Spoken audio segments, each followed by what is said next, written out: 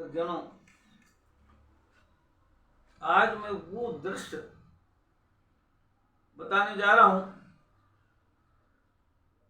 कि चित्रकूट में जिस समय भगवान राम, लक्ष्मण, सीता अपने पूज्य पिताजी के आदेशानुसार वनवास को जाकर के चित्रकूट में निवास करने लगे,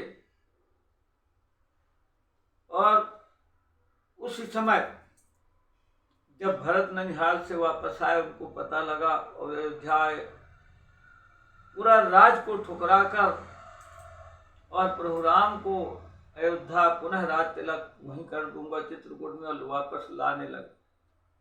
और ये योजना बना के कि मैं वापस ले आऊंगा, इस उद्देश्य से समस्त रानी माताओं सहित, गुरु वशिष्ठ जी सहित, सेनापतियों सहित सभी के साथ पहुंचते हैं चित्रकूट लौटाने के उद्देश्य से।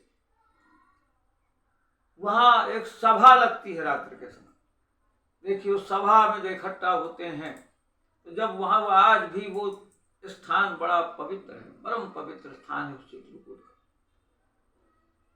अब ये भी आप समझिए कि वहां जो कुटिया बनी हुई थी, तो कुटिया जो सेवा कर रहे थे, तो देवता स्वयं देवता कोल भीड़ बन करके प्रभु की सेवा करने का उनको हमें अवसर मिला, तो बन करके सेवा दे रहे, झोपड़ी तैयार कर रहे, सारा काम कर रहे।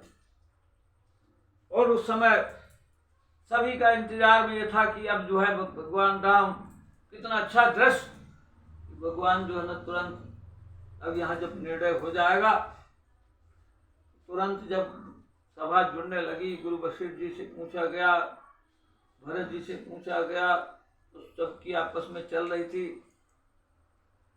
तो ऐसा लगता था कि समस्या हल नहीं हो पा रही, इधर उधर उलझ जाती थी। उतने में महाराज जनक राज जी भी आ गए चित्रकूट में। तो जैसे जनक राज जी आए, तो सभी को बड़ी प्रसन्नता हुई कि अब समस्या हल हो जाएगी। जनक राज जी विदेह राज हैं और उनको इतना ज्ञान है कि वो सही मामले में समस्या को निदान कर देंगे इस तरह। और ऐसे बीच में कैकेयी कूट छाती पीट पीट करके रो रही, और इसलिए रो रही है, एक कवि ने खुद लिखा है कि युग युग तक चलती रहे कठोर कहानी, रघुकुल में भी थी एक अभागन रानी। ऐसा सोच करके कैकेयी बड़ी दुखित होकर के रुदन करती जा रही है, पश्चाताप की अग्नि में जल रही है, और उसको कोई उपाय नहीं सोच रहा। अपने आप में इतना ग्लानि उसके अंदर भर गई थी कि मैं ऐसा कि मेरे कारण सब ऐसा, और वो अंदर से चाह रही थी कि प्रोग्राम लौट जाए। ऐसे अवसर पर सभी की जब बैठक लगी, चल रही, लेकिन नहीं, लेकिन जनक राज जी आ गए जिस समय, उन्होंने भी, लेकिन उन्होंने कितना अच्छा प्रयत्न किया। इस बीच में एक तरफ धर्म, कितना अच्छा कहा कि एक तरफ मर्यादा की सीमा, एक तरफ धर्म की सीमा, और मैं तो क्या कर सकता हूँ, धर्म की साक्षात सीमा है कौन, भरत, और मर्यादा की सीमा पर राम। अब दोनों का ऐसा वो देख दिया उन्होंने आज प्रेम की, दोनों एक दूसरे को डायरेक्ट नहीं कह पा रहे हैं।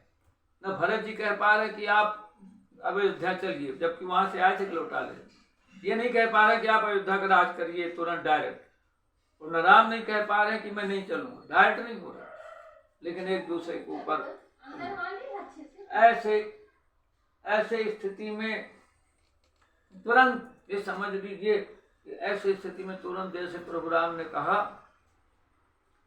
भरत जो कुछ कहेंगे मुझे सिरोधार। ऐसा जब कहा तो सारी सभा खुश हो गई कि आप तो भरत कहेंगे ही कि लौट जाओगा प्रभु राम। तो जब ये कहा तो फिर भरत जी से कहा, तो गुरु जी ने कहा, भरत कसर मत लगाओ, जल्दी जब अपने मन की बात कह दो, इससे अच्छा अवसर नहीं मिलेगा उस सभा में।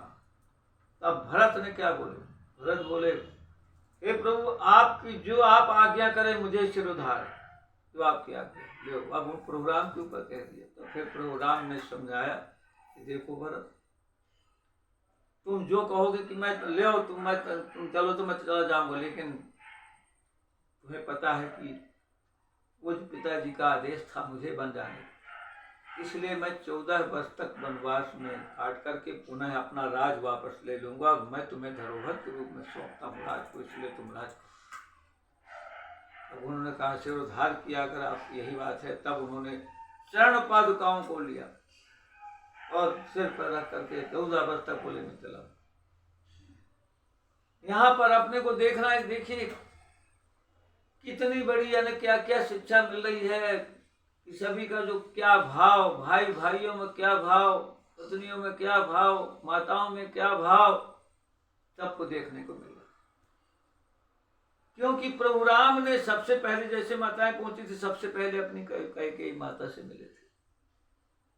इसीलिए मर्यादा की सीमा है धर्म की।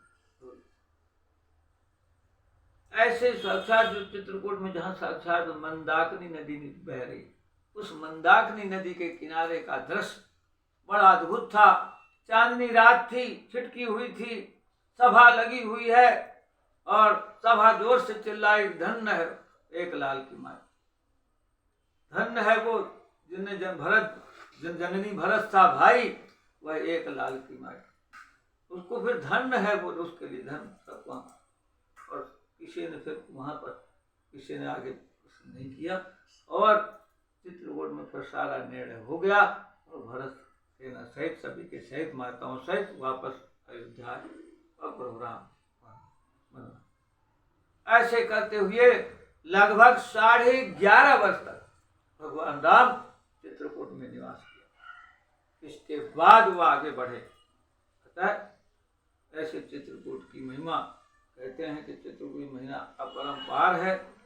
वहाँ कब कोई आता है, कहते हैं जिसकी विपदा पड़त है स्वावदे,